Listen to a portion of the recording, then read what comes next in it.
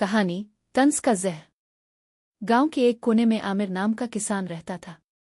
जवानी में वो पूरे गांव के सबसे मेहनती और ताकतवर आदमी के तौर पर जाना जाता था। लोग इसे देखकर कहते, ये है वो शख्स जिसने अपने हाथों से बंजर जमीन को बाग में बदला। मगर वक्त हमेशा एक जैसा नहीं रहता। अचानक एक मोहलिक बीमारी ने आमिर को अपनी लपेट में ले लिया। चंद ही महीनों में वो कमजोर, लाचार और बिस्तर का मोहताज हो गया। इसके हाथ जो कभी हल जोतते थे अब कब कपाती थे, और पांव जो खेतों में दौड़ते थे अब कदम भी ना उठा पाते।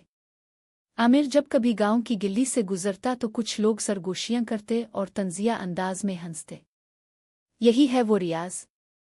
बड़ा गुरूर था अपनी ताकत पर। अब देखो कैसा बेबस है।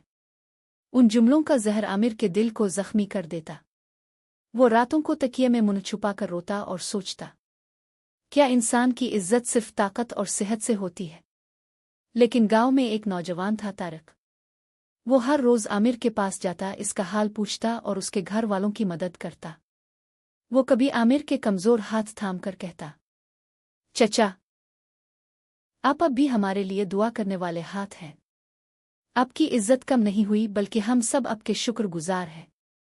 एक दिन तारिक ने गांव के लोगों को इकट्ठा किया और बुलंद आवाज में कहा, याद रखो, बीमारी और लाचारी किसी का मजाक नहीं। आज आमिर है, कल हम भी हो सकते हैं। इज्जत देने वाला अल्लाह है, और जो दूसरों पर तंज करता है वो अपनी इज्जत खो देता है। ये अल्फाज सुनकर गांव वालों के दिल बदलने लगे। वो शर्मिंदगी से आमिर के घर गए, मुआफी मांगी और कहा, हमने आपको दुख दिया, मगर अब हम आपके साथ हैं। आमिर की आंखों से आंसू बह निकले, लेकिन इस बार ये आंसू दुख के नहीं बल्कि सुकून और खुशी के थे। इसने कहा, इंसान को बीमारी कमजोर नहीं करती, दूसरों का रवैया करता है। शुक्रिया कि तुमने मुझे फिर से इज्जत दी।